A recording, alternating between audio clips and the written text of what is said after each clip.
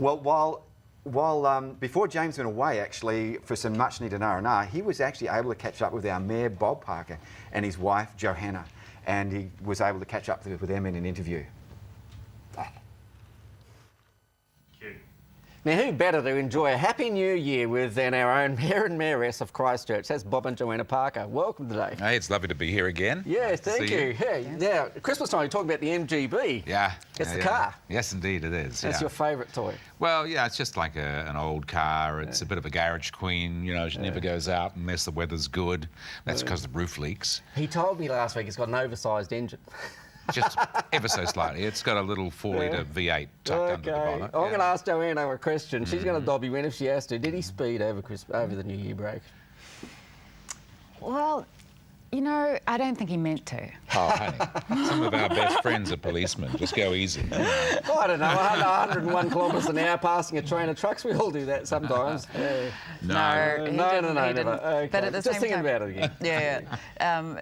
It's a wonderful machine because it's so small and it has, as you rightly said, a big motor, and you really do feel like you've been pulled along by it, and it's got a lovely sound to it, so you don't actually have to speed to get anything out of it I because hasten it's to add, actually... it's well within the sound limits. Now, Acceptable. I have this funny feeling that what made the MGB very special for Bob and Joanna was that they were in it together.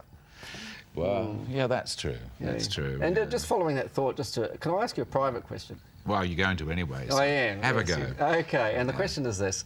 The question is, what is the one thing, more than any other, that you would love for Joanna in the new year? What? To be really happy, to be really fulfilled, to really be extracting from life all the things that life can give us, and, you know, just to be alive and to be sharing, I think. But happy, most of all. Okay. You know, you could only do this to a professional broadcaster and our mayor. And the next question is, what are you going to do to help her achieve that?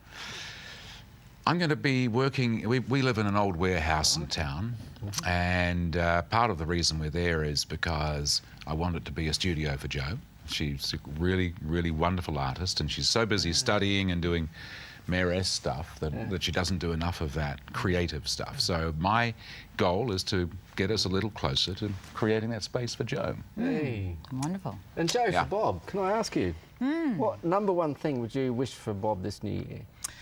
I think he needs a bit more time to himself. You know, he works really hard with a lot of diverse people.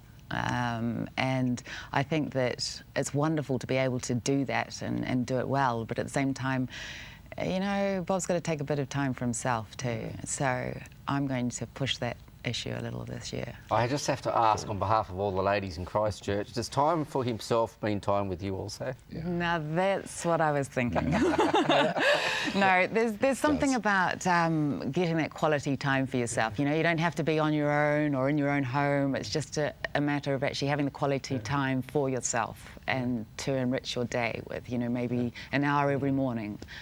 Just to make sure you read that paper and you just have that second cup of coffee or whatever it takes, you know. What a wonderful thing to think about. What are you planning for this new year? Wouldn't you like to enjoy more time for yourself, especially with those that you love? Thanks, Neil.